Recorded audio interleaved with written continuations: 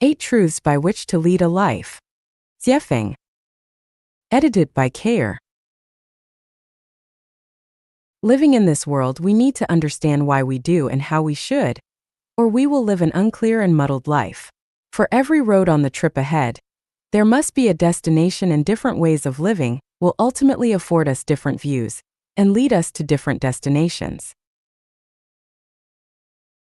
As a messenger of the greatest creator, the incarnation of gods, Buddha, celestial beings, saints, and the guide for human spirits and souls, I propose the following 8 truths by which to live. Please examine and consider them, and choose whether they make sense and whether they can benefit you. Rivers have sources and trees have roots. People have parents and celestial beings have ancestors. Everything has its origin and all effects have their causes. Rivers will run dry without sources. Trees will wither without roots. People will scatter without parents, and celestial beings will fall without ancestors. Therefore, in living a life, we have to connect our souls to their source to be clear and to gain eternity. The source of everything is the greatest creator, and we, our lives within our life, should always keep the greatest creator in mind and live in accordance with the will of the greatest creator. In this way, our life can reach a wonderful destination in the end. Life is a short journey of life in the mortal world, which begins when we are born and ends when we die. You were there before you were born and will still be there after you die. Birth and death are only life phenomena, and not the beginning and end of life, so it is very important to learn from where you came and to where you are going. The mortal world is a transition between different levels and different types of life. Passengers traveling in all directions will transit through this mortal world and stay for periods of time, whether they will ultimately ascend or descend. Therefore, the mortal world is populated with all levels and all types of life. Gods, Buddha, celestial beings, saints, goblins, devils, ghosts, monsters, and demons all exist in the mortal world, and as such anyone's life trip can be misdirected by only slight miscalculations. We must therefore sharpen our eyes and be wary of the negative influences in life. Everything in this world exists within the unity of opposites, and the result of it is always neutral. That is, the amount of positive and negative energy in the universe is always equal. What you have paid and what you have gained are always equal. This means that what one gets and what they give within a lifetime are equal. If you gain more, you must pay more. And if you pay more, you will gain more. If someone pays a lot in their life stage but gains little, then their extra payout will await them in the bank of heaven, Tao. But if one gains more than they pay in this life stage, then they will owe a debt which must be and can be paid off in many different ways, such as becoming a cow or a horse in the next life, or becoming a chicken or pig and being slaughtered and eaten, or working for others, or even falling into the lowest space of life and having to withstand great stress, pain, and hardship. Therefore, we should try our best to pay more and gain less in this stage of life, because no one can enjoy more than enough blessing, and they must know when to stop. We can become enlightened from nature. That is, each life needs to live to its fullest and live itself out. Only thusly can this world be colorful and wondrous. Therefore, everyone has to live out their own innate nature by living for their own well-being first. It is only when people live well that they can be beneficial to their loved ones and others. If they do not live for their own well-being, then they will bring endless pain and trouble to everyone and become burdens and loads. For instance, some parents live bitter lives and often cannot meet their basic life necessities such as birth, illness, retirement, and death, so they can never bring blessings to their children. We often hear parents say, "My child, I have suffered through a bitter life all for my child." This attitude is an excuse for their bad life, because they want to transfer their pain to their children and make those children suffer guilty consciences for their parents' deprivation. Consequently, not only does the parent deprive themselves, but then they guilt-trip their child. This kind of outlook on life is incisively manifested by married couples when the husband and wife each believe that they have sacrificed for the other, and that the other owes them. As a result, both suffer and neither lives out their Tathagata nature. In short, one has to live for their own sake and their own well-being, because anyone who lives for others will not only spoil their own life, but will also inflict heavy psychological burdens and spiritual bondage upon others. What is there for people to live for? It is to live for their innate natures, for their gifted natures, to live happy, joyful, free, and blessed lives, and to leave no regrets, remorse, resentment, or sorry at the end. To do this, one cannot live for power, wealth, fame, beauty, vanity, religion, political party, state, nationality, family, or others. They must not try to possess or control anything or anyone, but must accept them as they are and associate with others by following predestined relationships, to act in accordance with their natures, and to take advantage of opportunities as they arise. They must deliver their lives into the hands of the greatest creator through the arrangements of Tao. Everything physical is a game, but only the soul is true and worthy. Do not be too serious or persistent on anything. Go for it if it pleases and uplifts, but forget it if it hurts or degrades.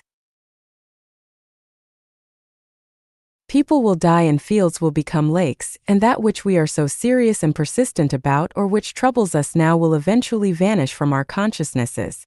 Why bother? Everything in life runs in Tao. Everything is karma. The Lord is everywhere. You reap what you sow. Divine punishments, though slow, are always true with big meshes, letting nothing slip through.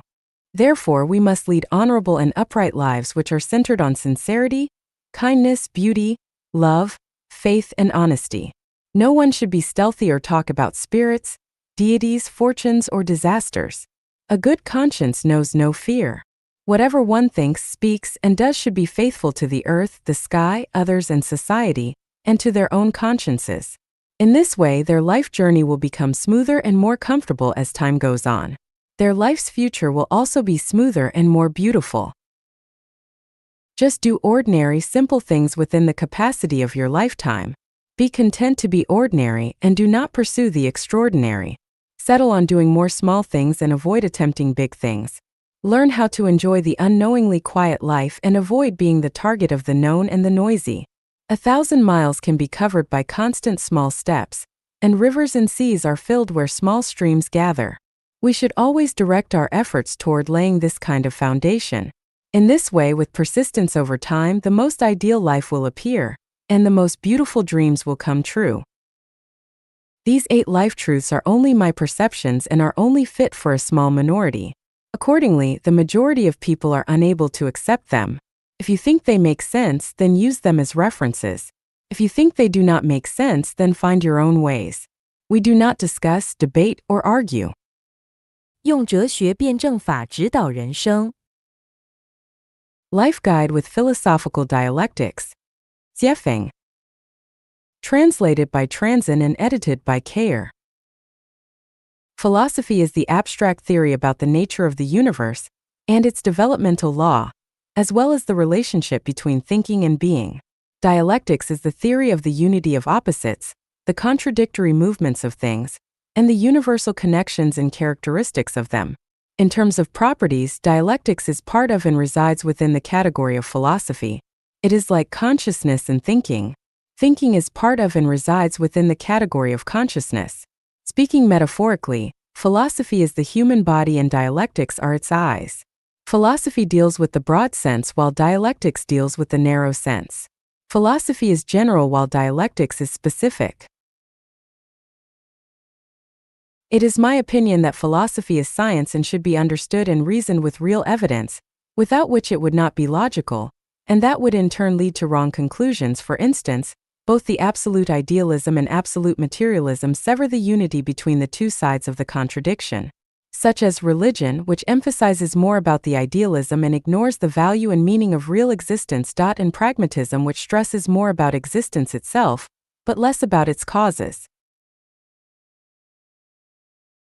The theory system of Life Genuine is mainly based on real evidence, although I have previously expounded more about the teachings and instructions of gods, Buddha, celestial beings, and saints in human history as the core, which is somewhat empty for the faithless, and not only lack operability, but also lack the cognition of the scientific nature of the spatial temporal universe, life, and life. It is like Lao Tzu's descriptions of Tao, an image of what existed before God. The Tao that can be discussed is not absolute Tao, evasive, elusive, yet latent within it are forms. Dark and dim, yet latent within it is the life force, too specious to be understood by anyone who is not extremely wise. How do we guide our lives with philosophical dialectics? Buddha has no settled rules. Buddha's rules always vary according to the situation. Keep the main and change the others according to the situation. To be selfless is to achieve self. To be free from ego is to achieve ego. To own nothing is to own everything. And so on, which I summed up conforms to dialectics in the philosophical sense and can guide life. Now we will talk in detail about how to understand the world and how to guide our lives with philosophical dialectics. First, let us see the universal law of the unity of opposites in a philosophical sense. This law is to say that all things in the universe consist of pro and con factors which are opposite, incompatible, and contradictory as fire and water. But paradoxically, it is precisely this organic unity of contradictions that makes the world complex and colorful. Specifically, positive balance is negative, light balance is dark, true balance is false, good balance is evil, yin balance is yang, male balance is female, up balance is down, the rise balance is the fall, death balance is life, the tangible balance is the intangible, and so on. How can this analysis be significant to guide our lives? The law of the unity of opposites tells us that there is the physical world but also the spiritual, heaven but also hell, material structure but also the non-material, and the tangible human but also the intangible God. As such, our consciousness and thinking are not limited to our mortal lives and will not be limited to the material world that we see. Our field of knowledge can expand to unlimited space and time, to the afterlife, to the non-material world which we can neither see nor hear from our current place. What a remarkable leap of faith this is! Thus, as human beings, we should not only value the present, but also consider the future, not only pay attention to reality, but also consider nothingness, not only cherish life, but also pay attention to the afterlife. Let us now look at the law of mutual change of quality and quantity in a dialectic sense. This law says that any change of quality must be based on an accumulation of quantity. When the accumulation of a quantity becomes saturated and passes a critical point, its quality or qualities will change. This law has a measurable value and significance in guiding our lives. From the law of the unity of opposites, we understand that while there are humans, there must be gods. Since there are gods, the existence of celestial beings and Buddha become reasonable. Humans, gods, Buddha, and celestial beings are life of different natures. People have human nature, gods have divine nature, celestial beings have theirs, and Buddha has Buddhist nature. If human nature is to be sublime to divine nature, there must be an accumulation of quantity, and the accumulation must develop towards the divine nature. 1,000 miles cannot be covered without an accumulation of steps, and there will be no rivers or seas without the integration of small streams. If one gradually accumulates a divine nature, then in accordance with the law of mutual change of quality and quantity, they will eventually become godlike. Based on the dialectic law of the negation of negation, we can conclude that new things must conquer old things. New things refers to those which are in line with objective law and possess strong vitality and broad developmental prospects. Old things are those that run counter to objective law and will die out. To determine whether a thing is new or old is to look at its nature, not its form or appearance. For example, many new religions have sprung up like mushrooms with new forms and manifestations, but their natures are variations fermented in old nests, and they are not new at all. Now let us look at the new methods, new measures, and new channels, with the aim of earning money across the globe, such as the transformation from traditional manufacturing industries to service and infotech industries, which appear new when seen from their form and appearance, but are still essentially ways to make money. Thus, they are not new because the nature of their profit motive has remained the same. As in the Yangtze River, the waves behind ride on the ones before. New generations excel the old. This is a reflection and portrayal of the law of the negation of negation. From the phenomenon of the global rise of the divorce rate and the growing number of singles, we can surmise a law such that the family as a traditional production and life mode will be gradually replaced with a new form of production and life mode. This is an objective law which will not change by people's subjective wills, and will not stop advancing just because people resent it or rebel against it. This new mode is replacing the traditional production and life mode, is a new thing, and no force can prevent its development and growth once it happens. However, the growth and development of new things is bound to suffer, and will have to overcome arduous and tortuous processes. When you invest yourself into the development of new things, you must be psychologically and spiritually prepared to suffer difficult times, or the new things will eliminate you. The prospects of old things are dark, but the prospects of new things are bright, so the farther you walk on the way of old things, the narrower it becomes, but the farther you walk on the way of new things, the wider it becomes. It rises here but sets there. It increases here but decreases there. Two extremes are connected, but will go in different directions when pushed too far. The rise is sudden, but so is the fall. Ill gain brings ill fate.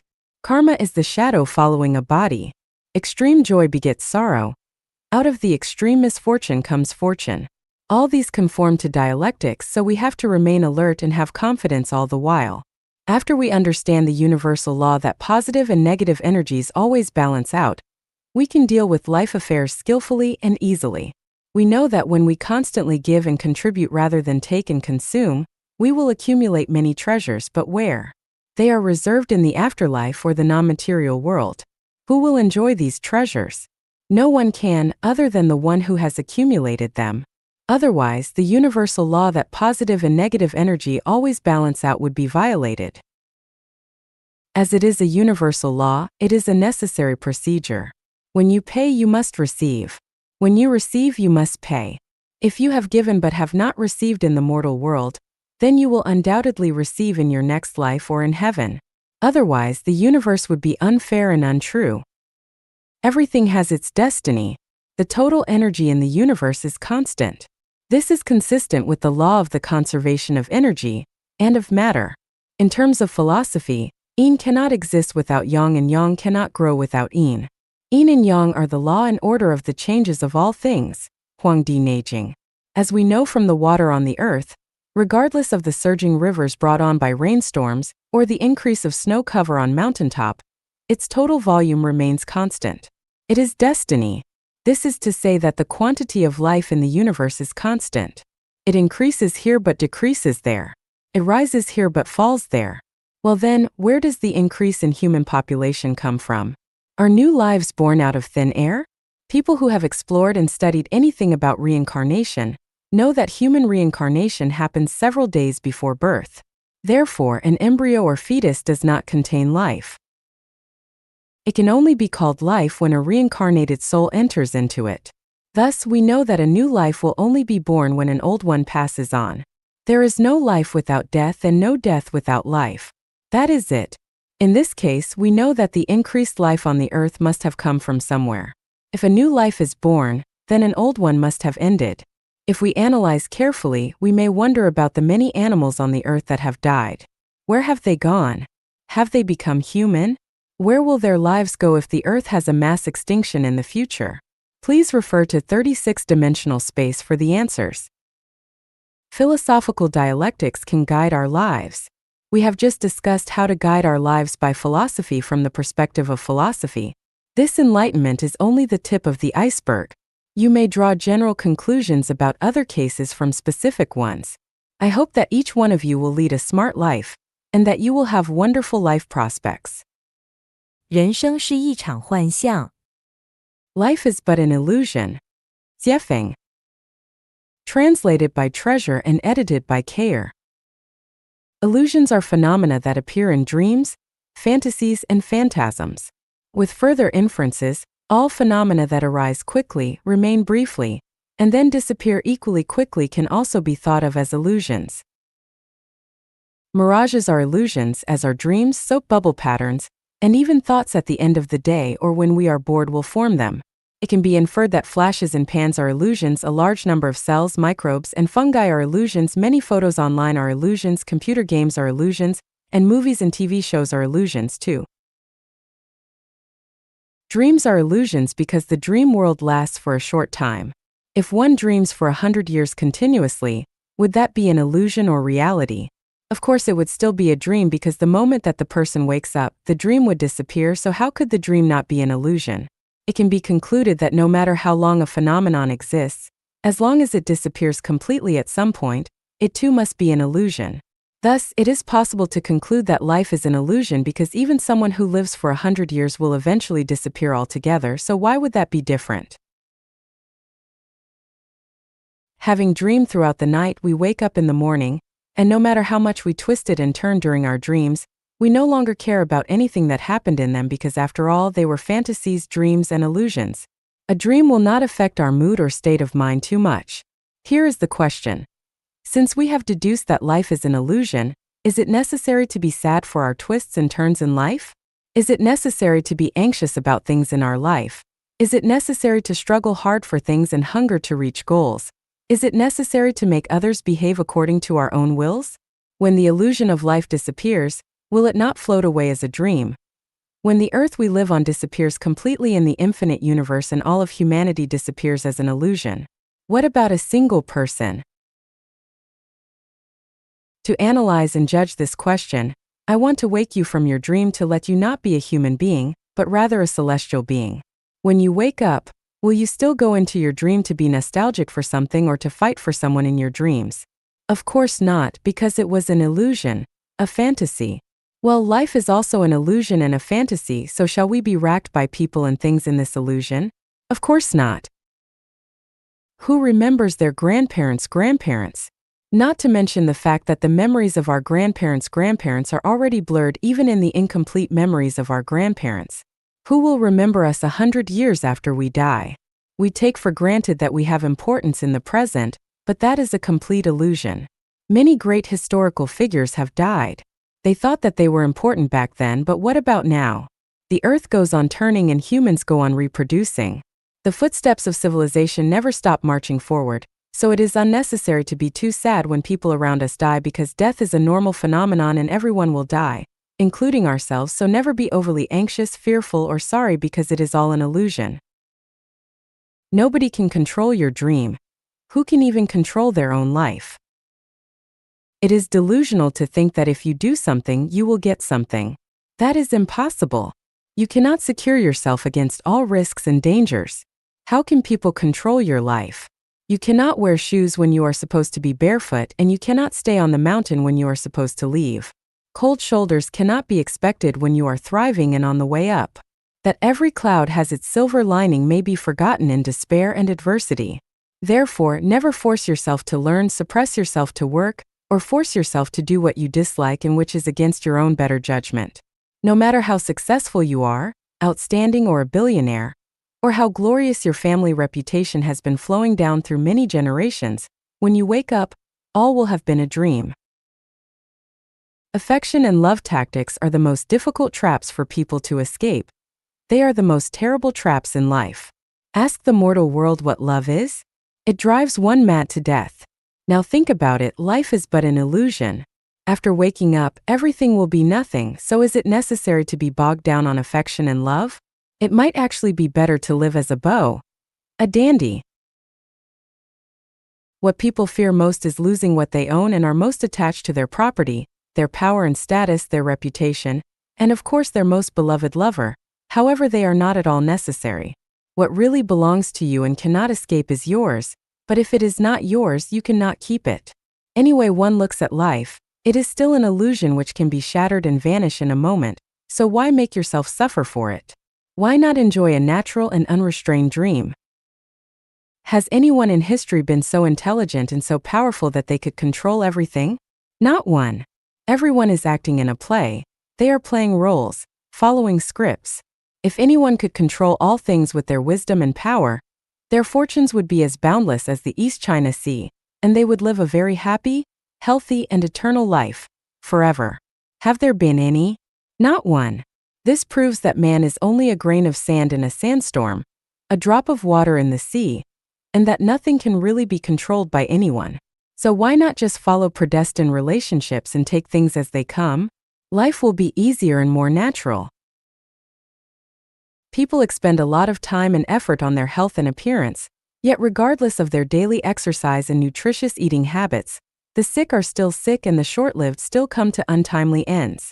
No matter how much paint and powder one applies to their face or how much plastic surgery they undergo, wrinkles still creep onto the forehead and cheeks as time passes, and signs of aging become more and more visible every day. These changes cannot be resisted, so why try to fight them when you know that you cannot?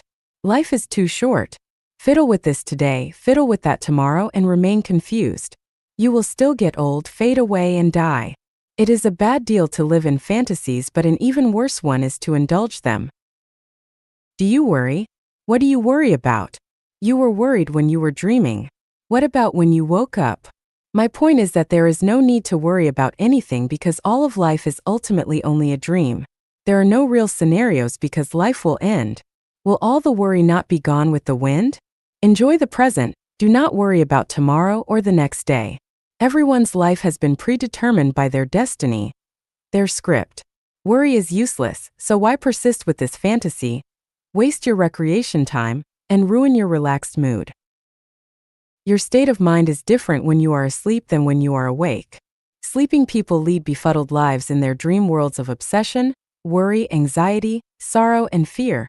However, fully awake people know that all is but an illusion, so they have neither strong bliss nor intense grief, but are just pleasant, relaxed, and calm. Who are these people? Celestial beings, of course. Within the universe, everything is an illusion except for the greatest creator.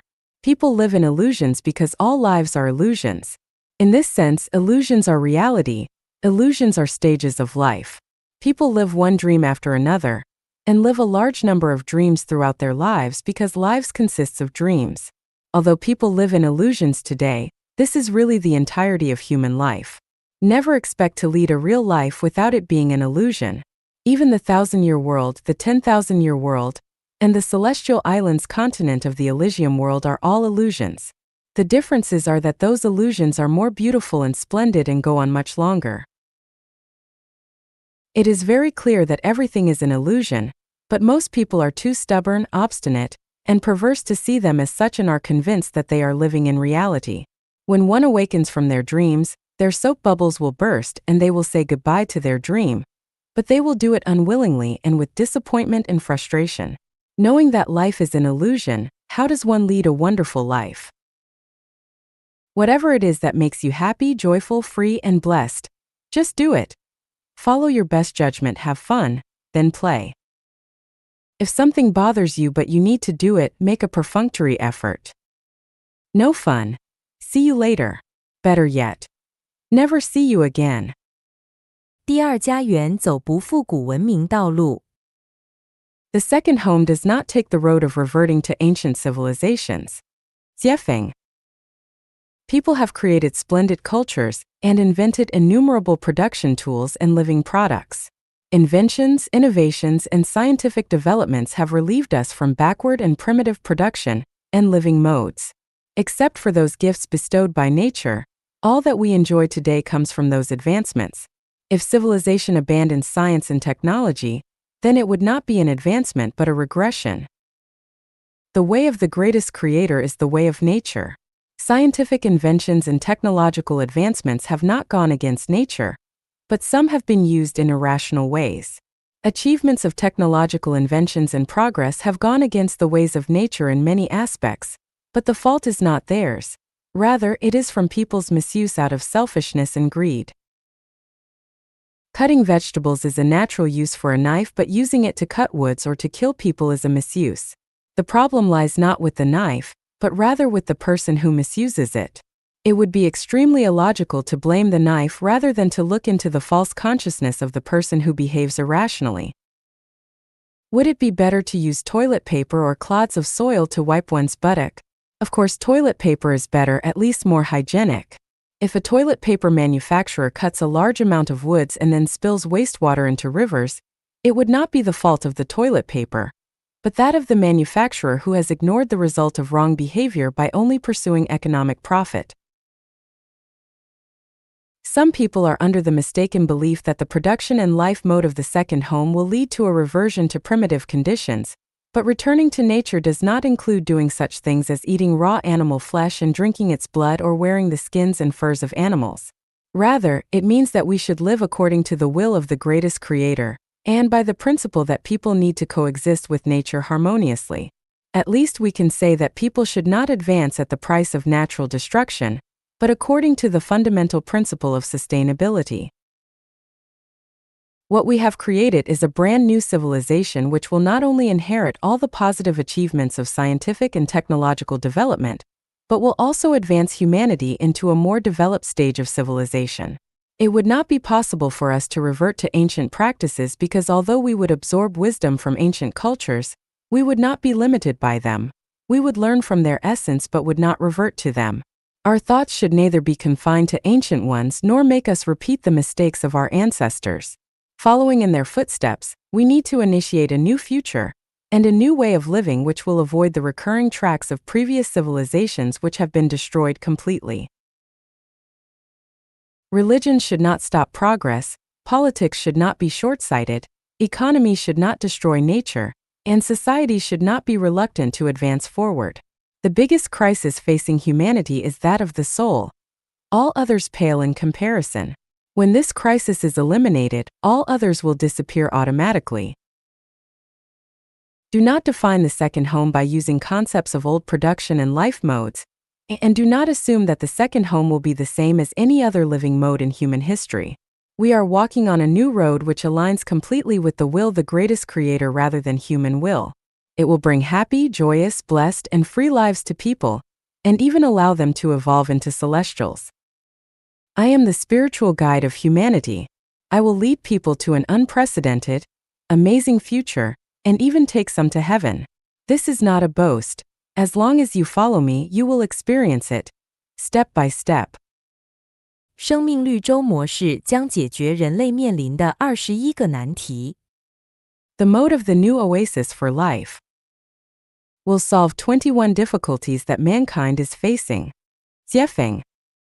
June 27, 2020. Translated by Treasure and edited by Care. Whether we call it Utopia, New Eden Garden, Kingdom of the Greatest Creator, or Jiefeng-style communism, Life Achanuan's new mode of production and life in the new oasis for life will solve these 21 problems that have been handed to us over thousands of years of human history. It will free women from their daily trivial chores forever. The elderly will lead their happiest lives in old age whether they have children and receive pensions or not. The phenomenon of orphans will disappear forever. All children will lead lives full of love and care, and will be well educated. The phenomena of people remaining unattached and lonely will disappear forever. Domestic violence will disappear completely. The conflicts among religions and belief systems will end forever. Political parties will have no purpose, so competitions among them will disappear. All people will be able to travel throughout the world freely and without restrictions. Military expenditures will be reduced to zero because there will be no militaries.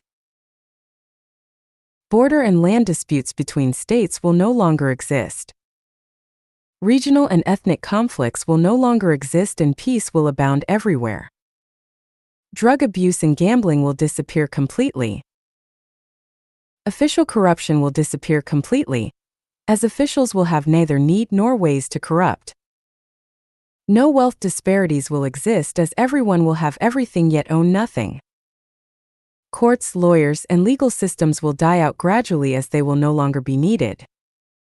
Criminal activities will be reduced by 3/4 and security will be greatly enhanced.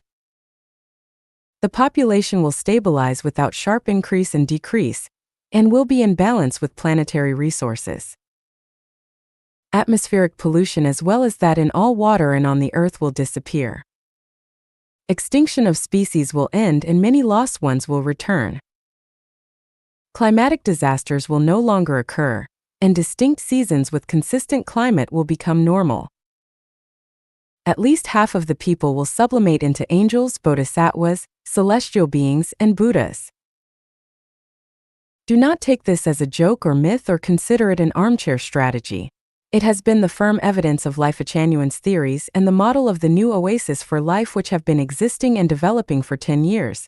It is the ideal that mankind can fully realize. Whether you wish or not and believe it or not, mankind has been bound to and is entering into the Life Achanuan era. Everything is running according to procedure. 明明巧安排平凡度人生。 Life arranged ingeniously, the ordinary life. Jiefeng. March 27, 2019. Translated by Qin Yu and edited by Care. Times change, lives reincarnate with their ups and downs, and human reproduction flourishes. Time and tides annihilate emperors, generals, and ministers. Green grass invades countless palaces and pavilions. The strong disappear in an instant with their great achievements. Heroes who had once shed blood and tears are nowhere to be found.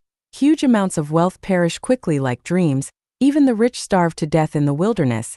In front of desolate and dilapidated empty buildings was once bumper-to-bumper traffic. The winners were frustrated. The powerful were desolate. Fires were extinguished into ashes regardless of how fierce they might have been. Overwhelming storms returned to calmness. In life, it does not matter whether you win or lose. In the world, it does not matter whether you are right or wrong, gaining or losing. Everything is destined. Everything is a constant. We suffer from our own actions. We harvest what we sow. We are responsible for our wins and losses. The greatest creator never has special mercy for anyone and never intentionally abandons anyone. Those who exploited others will be exploited. Those who hurt others will be hurt exactly the same, not more and not less. Evil rages in the guise of justice but will be contained eventually. Self-interest is cheating and bluffing in the name of public good, but it will eventually be recalled. Advantages taken will surely be lost, and every extra gain will become a loss.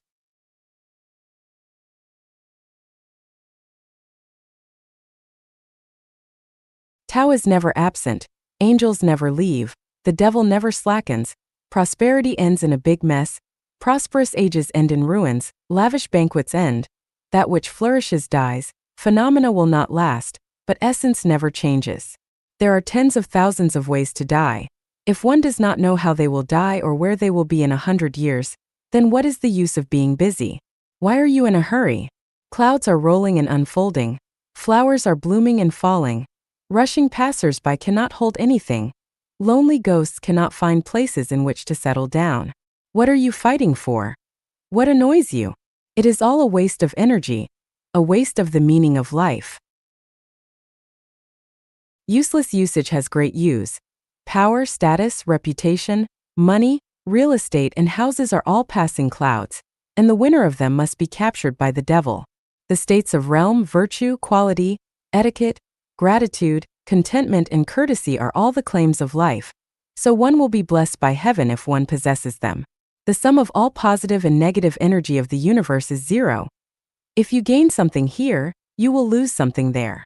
Looking at heaven, looking at hell, looking at the world, everything is clear. Joy is sorrow, gain is loss. Suffering is happiness, frugality is abundance. You might be eager to get what you want, but when your desire is met, misfortune will follow. You might be eager to achieve success, but when you succeed, you will suffer from it. Virtuous individuals, please listen to me. Avoid the urban noise and return to the rural countryside. Life is like a chess game and each one is different. We cannot see it through, we cannot explore it all. Why not raise a few chickens and ducks or go to watch the full moon in a field? Pickles and steamed buns warm the stomach and ragged clothes are like honey to the heart. The chaos of the world is not without its source. Do not go back and forth hurriedly and quarreling. It is hard to tell who is right and who is wrong when all are jollifications of knacks. A big fire will burn everything down. A flood will wash everything away. The pandemic came quietly, and man-made misfortunes are everywhere. Living today, we do not know tomorrow's situation. Something superfluous might cost your life, so why rush yourself and worry? The world is like an unsatisfactory tight dragnet, but everything is arranged ingeniously. Every detail is clear. Not a word or act is wrong. Do not hate anyone. Do not complain about things happening in the world. Results are what matter. Find the benevolence of the divine across 3 lifetimes. Evil things in the world are made by good people and supremely good deeds are made by evil people. Good intentions always create trouble and slander waits beside honor and favor. Misery. Happiness is to be found by its side. Happiness. Misery lurks beneath it. Disaster is a blessing in disguise. It is better to cultivate in the countryside, to be an ordinary person, not to be famous, not to fight for profit, but to light the sacred lamp in your heart and watch the world change. Relying on other people, one will exhaust themselves on them, so why not rely on the Tao of the greatest creator? Everyone has a life trajectory that cannot be changed, so why bother to worry about others?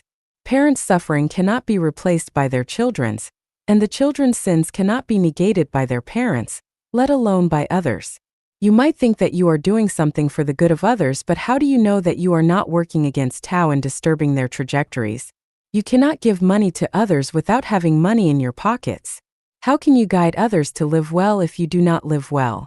Depend on your own experiences and feelings, and do not listen to others' moral preachings. No harm in life is greater than that which affection can do when it is deep and hurts very severely. Sentient beings are trapped in affection nets until they die in mazes of affection. If you cast your affection onto someone, then their burden will become yours. So why not direct your affection toward idyllic, green mountains and blue rivers? Attaching affection to flowers, birds, insects, and fish is more beneficial than doing so to people. How can you wash your feet while still standing in mud? How can you sever your worldly ties while still living in the world? Waves never end. Repaying debts by borrowing will keep you in debt forever. We also need to repay our debts that we borrowed from nature. The only way to eradicate debt is by giving alms formlessly. Our minds should not abide in form, sound, smell, taste, touch, or dharma, but should abide nowhere. This mind abiding nowhere is our true mind, which is nature, Buddha, angels, and celestials. Looking throughout the world, the best place for life is the new oasis for life.